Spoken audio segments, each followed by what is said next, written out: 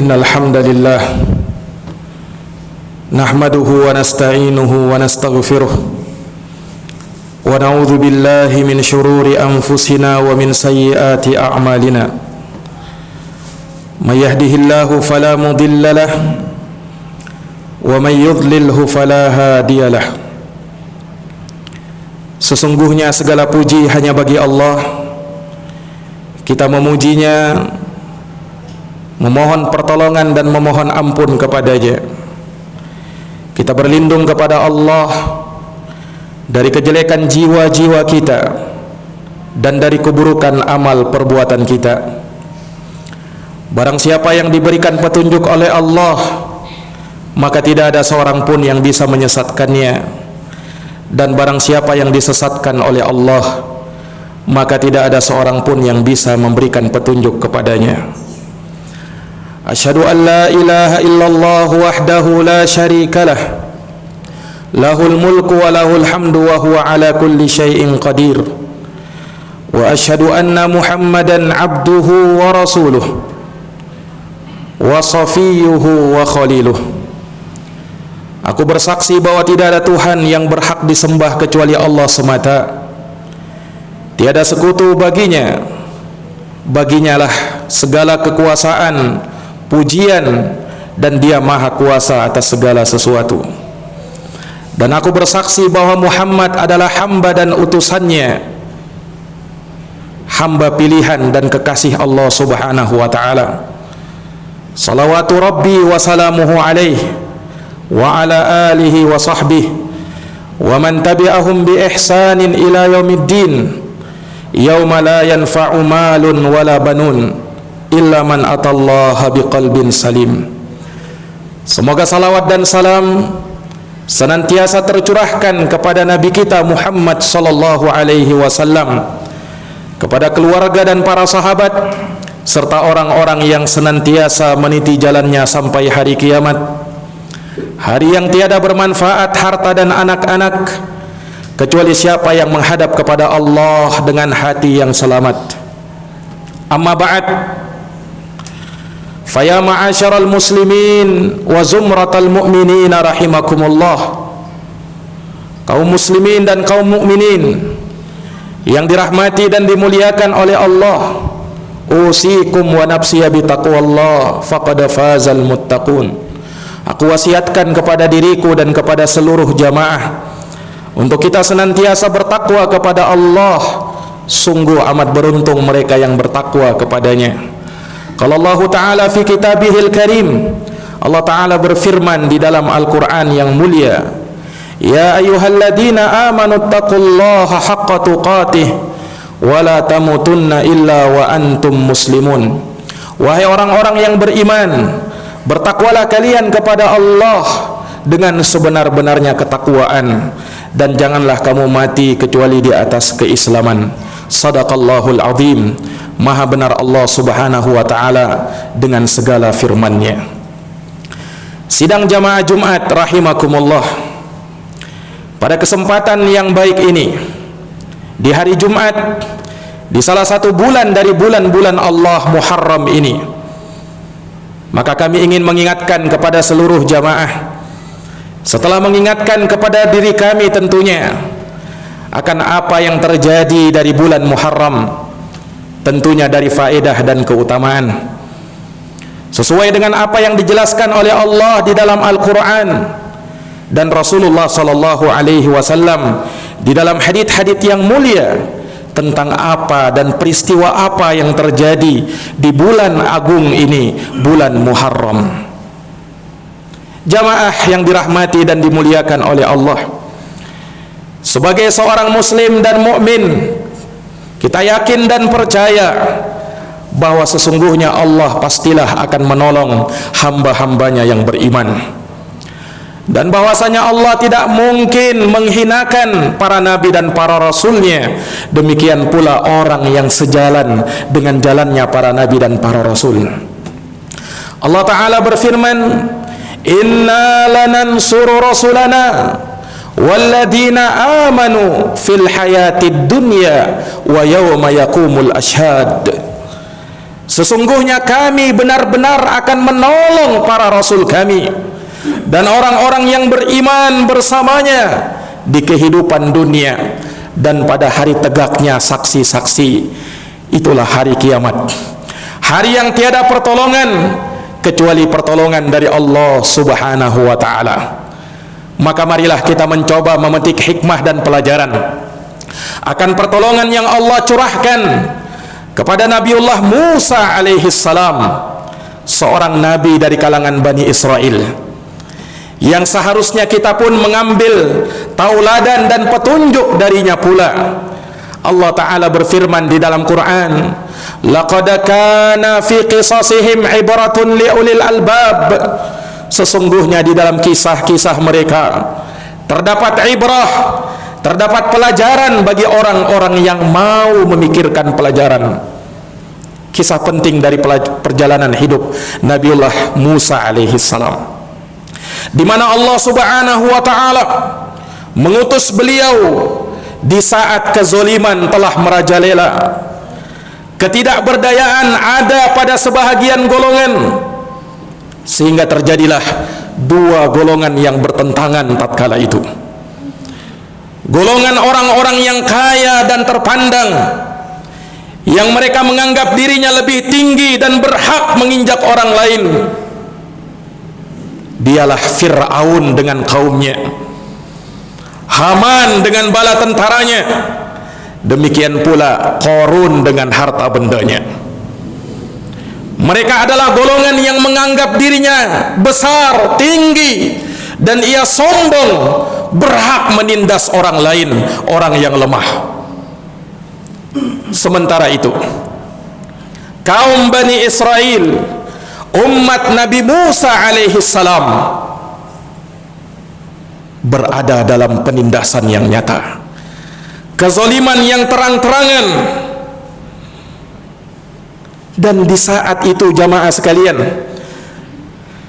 di saat Fir'aun berkuasa, ia pun masih mengkhawatirkan akan datangnya saingan dari Bani Israel. Maka dia pun mengeluarkan suatu keputusan yang zalim.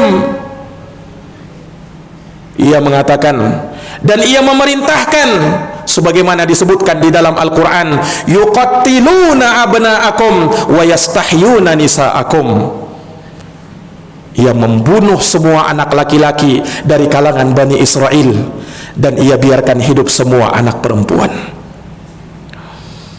Lihatlah jamaah sekalian, dalam keadaan kemegahan, kekuasaan dan kekuatan yang seperti itu, Fir'aun masih berbuat kezaliman dan melakukan tindak kejahatan yang tidak berperi kemanusiaan. Pelajaran yang kita bisa ambil jamaah sekalian, demikianlah kecintaan orang kepada dunia, bahwa manakala ia telah terlanjur cinta kepada dunia, maka ia akan mengkhawatirkan terhadap dunianya, walaupun perkara yang kecil, perkara yang remeh, jangan sampai itulah yang justru akan menghilangkan dunianya. Namun apa yang terjadi jamaah sekalian? Wa makaru wa makarallah wallahu khairul makirin. Mereka membuat makar dan Allah membalas makar dan tipu daya mereka, dan Allah sebaik-baik yang membalas makar dan tipu daya. Jamaah sekalian yang dirahmati dan dimuliakan oleh Allah, justru bahaya yang dikhawatirkan Fir'aun, kekhawatiran yang Fir'aun lari darinya, muncul dari dalam rumah tangganya sendiri, di mana Allah menyelamatkan Nabi Musa alaihi salam dalam peristiwa pembunuhan itu. Dan Allah Subhanahu wa ta'ala mengilhamkan kepada ibu Nabi Musa untuk menghanyutkan Nabi Musa di sungai Nil. Namun pada akhirnya justru bayi Musa diambil dan dipungut oleh istri Fir'aun itu sendiri. Dan tatkala Fir'aun tahu bahwa ini adalah anak dari keturunan Bani Israel dan ingin segera membunuhnya, istri Fir'aun bermohon supaya bisa memelihara satu anak ini saja. Dan Fir'aun pun mengabulkan permintaan istrinya. Subhanallah, semenjak saat itu wali Allah subhanahu wa ta'ala, Rasul dari utusan Allah, Nabiullah Musa alaihi salam, justru tumbuh dan berkembang di dalam rumah musuh Allah subhanahu wa ta'ala sendiri. Pelajaran yang kita bisa ambil jamaah sekalian, bahwa biar bagaimanapun kebenaran itu berusaha untuk ditutup-tutupi, namun kebenaran pasti akan bersinar. Qul ja'al haqqa wa zahaqal batil innal batila kana zahuqa. Katakanlah, kebenaran telah datang dan kebatilan dihancurkan. Sesungguhnya kebatilan pasti akan sirna dan hancur. Jamaah sekalian yang dirahmati oleh Allah, Al-Kisah tatkala Nabi Musa telah tumbuh dewasa dan harus keluar dari tempat Fir'aun dikarenakan suatu peristiwa di mana beliau memukul salah seorang dari kaum Fir'aun hingga tewas, dan ia pun harus bersembunyi karena kekhawatiran dari kekejaman Fir'aun dan kejelekan Fir'aun. Maka ketika itulah Nabi Musa alaihi salam dipertemukan dengan saudaranya yang juga diangkat menjadi Nabi dan Rasul Allah, itulah Nabiullah Harun alaihi salam. Maka jamaah sekalian, Allah perintahkan kepada Nabi Musa dan Nabi Harun, idhaba ila fir'auna innahu tagha faqula lahu qawlan layyina la'allahu yatadhakkaru aw yakhsha. Wahai Musa dan Harun, pergilah kamu kepada Fir'aun. Sesungguhnya Fir'aun itu melampaui batas. Dakwahilah Fir'aun, ajaklah Fir'aun, barangkali dia mau mengingat, mau sadar, dan mau takut kepada Allah subhanahu wa ta'ala. Jamaah sekalian yang dirahmati oleh Allah, maka pergilah Nabi Musa dan Nabi Harun mendakwahi Fir'aun. Namun apa jamaah sekalian, Fir'aun justru menolak mentah-mentah dakwahnya Nabi Musa alaihi salam. Bahkan Fir'aun menyangka bahwa apa yang ada pada Nabi Musa dari mukjizat dan bukti kerasulan beliau sebagai bentuk dari bentuk-bentuk sihir, yang akhirnya Fir'aun mengumpulkan tukang sihirnya dan menjanjikan kepada mereka janji-janji yang muluk untuk mereka bisa bersatu memerangi Nabi Musa alaihi salam. Apa yang terjadi jamaah sekalian? Allah menampakkan kekuasaannya. Maka sihir yang dikeluarkan oleh tukang sihir Fir'aun justru kalah dengan mukjizat Nabi Musa alaihi salam. Dan Fir'aun pun harus kecewa dan menggigit jarinya tatkala tukang sihir yang tadinya diharapkan membela dirinya justru berbalik beriman kepada Nabi Musa alaihi salam. Subhanallah, orang yang tadinya menolak petunjuk kini menerima petunjuk. Orang yang tadinya menolak kebenaran kini justru kembali membela kebenaran. Jamaah sekalian yang dirahmati oleh Allah, hikmah Allah subhanahu wa ta'ala berlaku di dalam perkara ini. Maka jamaah sekalian, Al-Kisah sampai tatkala Nabi Musa alaihissalam meminta izin kepada Fir'aun untuk membawa Bani Israel keluar dari negerinya. Maka Fir'aun pun mengizinkan Nabi Musa, namun dengan mempermaklumkan suatu permusuhan yang baru. Tatkala Nabi Musa dan Bani Israel keluar dari kota Fir'aun, maka Fir'aun mengerahkan bala tentaranya menyusul dan mengejar Nabi Musa alaihissalam beserta Bani Israel. Maka apa yang terjadi jamaah sekalian? Tatkala mereka pun terjepit, mereka melihat, Bani Israel melihat bahwa di tengah mereka, di hadapan mereka lautan terbentang luas, sementara di belakang ada Fir'aun dengan bala tentaranya lengkap dengan senjata-senjatanya, ingin menghabisi dan memusnahkan mereka. Maka ketika itu Bani Israel pun merasa takut, sampai salah seorang dari mereka mengatakan, inna lamudrakun, sesungguhnya kita pasti akan binasa dan akan dicapai oleh Fir'aun. Nabi Musa alaihissalam menenangkan Bani Israel, kalla, sekali-kali tidak. Inna ma'iya rabbi sayahdin, sesungguhnya bersamaku ada Rabbku yang akan memberikan petunjuk kepadaku. Allah pun mewahyukan kepada Nabi Musa alaihissalam agar memukulkan tongkatnya ke lautan. Maka dengan izin dan kekuasaan Allah, terbelahlah lautan tersebut. Kemudian Nabi Musa dan Bani Israel menyeberang lautan tersebut dengan selamat. Dan tatkala Fir'aun beserta bala tentaranya pun ingin menyusul Nabi Musa menyeberang lautan yang sama, ketika mereka berada pas di tengah lautan, Allah tutup kembali lautan tersebut dan menenggelamkan Fir'aun dengan bala tentaranya. Subhanallah.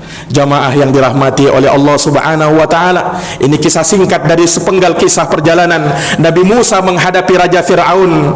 Di mana para jamaah sekalian, sungguh kalau kita baca di dalam Al-Quran sangat banyak ayat-ayat yang Allah Subhanahu wa taala ulang kisah-kisahnya di dalam Al-Quran. Tentunya dia bukan hanya sekedar kisah atau cerita belaka, namun ia adalah ibrah, pelajaran bagi orang-orang yang mau berfikir. Jamaah sekalian, di antara pelajaran yang kita bisa ambil bahwa sesungguhnya orang-orang yang mengaku beriman pasti akan mendapatkan ujian dan cobaan oleh Allah. Alif Lam Mim. Ahasiban nasu ayyutraku ayyaqulu amanna wa hum la yuftanun. Apakah manusia mengira dibiarkan begitu saja tatkala mereka mengatakan saya beriman, kemudian tidak ada ujian dan cobaan yang menimpa kalian? Tidak, ujian dan cobaan pasti akan menimpa. Ya, bala musibah pasti akan datang. Namun jamaah sekalian, yang terpenting daripada itu, bagaimana kita bisa tetap kokoh, kuat, istiqomah di atas keimanan kita, dan kita bersabar terhadap musibah, ujian dan cobaan yang Allah Subhanahu wa taala turunkan kepada kita.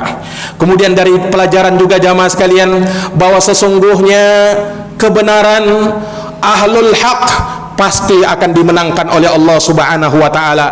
Andaikan kebenaran tersebut, andaikan ahlul haq, orang-orang yang berada di atas kebenaran, tetap kokoh di atasnya dan tidak terpengaruh dengan kebatilan-kebatilan yang ada. Nabi kita Muhammad SAW pernah bersabda, la tazalu ta'ifatun min ummati zahirina 'alal haq la yadurruhum man khadalahum wala man khalafahum hatta ya'tiya amrullahi wa hum kadzalik.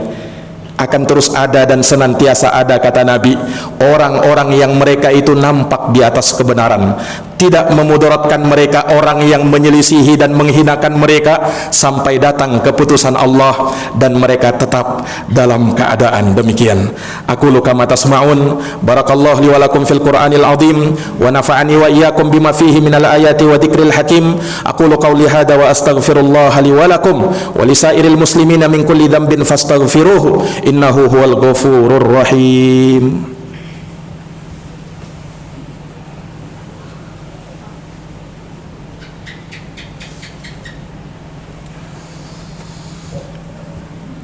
Alhamdulillah, alhamdulillahi rabbil alamin, wal aqibatu lil muttaqin, wala udwana illa 'alal zalimin. Asyhadu an la ilaha illallah wahdahu la syarikalah, ilahul awwalina wal akhirin, wa asyhadu anna Muhammadan abduhu wa rasuluhu as-sadiqul amin, sallallahu alaihi wa ala alihi wa sahbihi wa man tabi'ahum bi ihsanin ila yaumiddin, wa sallama tasliman katsira. Amma ba'd. Kembali kami wasiatkan kepada jamaah sekalian untuk kita senantiasa bertakwa kepada Allah Subhanahu wa taala. Sungguh beruntung mereka-mereka yang senantiasa istiqamah di atas ketakwaannya kepada Allah. Kemudian yang terakhir jamaah sekalian, sebelum kita menutup khutbah Jumat kita ini dengan doa memanjatkan kepada Allah Subhanahu wa taala, di antara pelajaran terpenting yang kita bisa ambil dari perjalanan, kisah perjalanan Nabi Musa alaihissalam, bahwasanya sunnah para nabi dan para rasul, tatkala mereka diselamatkan oleh Allah, tatkala kemenangan datang kepada mereka, tatkala kelapangan menghampiri mereka, mereka mensyukuri nikmat Allah Subhanahu wa taala. Perhatikanlah Nabi Musa, tatkala Allah selamatkan beliau dari Fir'aun, dan selamatnya Nabi Musa dari kejaran Fir'aun itu terjadi pada tanggal 10 Muharram. Jamaah sekalian yang dirahmati oleh Allah, maka dengan kemenangan tersebut Nabi Musa alaihissalam dan Bani Israel, mereka pun berpuasa pada tanggal 10 Muharram. Itulah puasa yang dikenal dengan puasa Asyura. Kenapa ada puasa Asyura? Sebagai wujud kesyukuran Nabi Musa alaihissalam dimenangkan dari kejahatan dan kezoliman Fir'aun. Maka jamaah sekalian, tatkala Nabi kita Muhammad SAW hijrah ke Madinah dan mendapati orang Yahudi berpuasa pada tanggal 10 Muharram, Nabi tanya, ada apa? Kenapa mereka berpuasa? Maka orang Yahudi pun mengatakan, ini hari di mana Allah selamatkan Nabi Musa dari Fir'aun. Maka Nabi kita bersabda, ana ahaqqu bi Musa minkum, aku lebih berhak terhadap Nabi Musa daripada kalian. Maka pada saat itu Nabi kita Muhammad SAW berpuasa pada tanggal 10 Muharram dan memerintahkan kepada kaum muslimin untuk berpuasa. Namun tatkala Nabi melihat orang Yahudi juga berpuasa pada tanggal 10 Muharram, bahkan orang musyrikin juga ikut-ikutan berpuasa, maka Nabi berkata, kalau begitu tahun depan insya Allah kita akan berpuasa pada tanggal 9 Muharramnya. Namun kata Ibnu Abbas, falam ya'ti amul muqbil fatuwfiya Rasulullah SAW. Namun sungguh belum datang tahun depan, Nabi SAW sudah meninggal dunia. Nabi tidak sempat puasa tanggal 9 Muharram. Tapi Nabi sudah berkeinginan, berazam untuk berpuasa. Maka dari sanalah diambil sunnahnya puasa tanggal 9 Muharram yang dikenal dengan puasa Tasu'a, dan berpuasa pada tanggal 10 Muharram yang dikenal dengan puasa Asyura. Nabi menyebutkan ketika ditanya tentang keutamaan puasa Asyura, kata beliau, ahtasibu Allah ayyukaffir sanatal madiyah. Aku berharap semoga puasa Asyura menghapuskan dosa setahun yang telah lalu. Maka jamaah sekalian, marilah kita bermohon kepada Allah Subhanahu wa taala, semoga Allah Subhanahu wa taala menjadikan kita hamba-hamba yang senantiasa menjalankan ketaatan dan amal soleh, dan senantiasa istiqamah di atas ketaatan kepada Allah Subhanahu wa taala. Innallaha amarakum bi amrin fabada'a fihi bi nafsihi wa thanna bi malaikatihi wa thalatha bikum ayyuhal mu'minun faqala innallaha wa malaikatahu yusalluna 'alan nabi ya ayyuhalladzina amanu sallu alaihi wa sallimu taslima. Allahumma salli wa sallim wa zid wa barik wa an'im ala sayyidina al-karim nabiyina Muhammadin wa ala alihi wa sahbihi ajma'in. Wardallahumma 'anil khulafa'ir rasyidin Abi Bakrin wa Umar wa Uthman wa Ali wa an kulli sahabati ajma'in wa tabi'in wa tabi'it tabi'ina lahum bi ihsanin ila yaumiddin. Allahumma ighfir lil muslimina wal muslimat wal mu'minina wal mu'minat al ahya'i minhum wal amwat innaka sami'un qaribun mujibud da'awat ya qadiyal hajat. Allahumma arinal haqqa haqqan warzuqna ittiba'ah wa arinal batila batilan warzuqna ijtinabah. Allahumma habbib ilainal iman wa zayyinhu fi qulubina wa karrih ilainal kufura wal fusuqa wal isyan waj'alna minar rasyidin. Allahumma a'izzal islam wal muslimin wa adilla syirka wal musyrikin wa dammir a'da'aka a'da'ad din wansur ibadakal muslimin al mu'minina fi kulli makana ya rabbal alamin. Rabbana zalamna anfusana wa illam taghfir lana wa tarhamna lanakunanna minal khasirin. Rabbana atina fid dunya hasanah wa fil akhirati hasanah wa qina adzabannar. Ibadallah, innallaha ya'muru bil adli wal ihsan wa ita'i dzil qurba wa yanha 'anil fahsya'i wal munkar wal baghi ya'idukum la'allakum tadhakkarun. Fadhkurullahal 'azimul jalila yadhkurkum washkuruhu 'ala ni'amihi yazidukum wa la dzikrullahi akbar wallahu ya'lamu ma tasna'un. Aqimis shalah.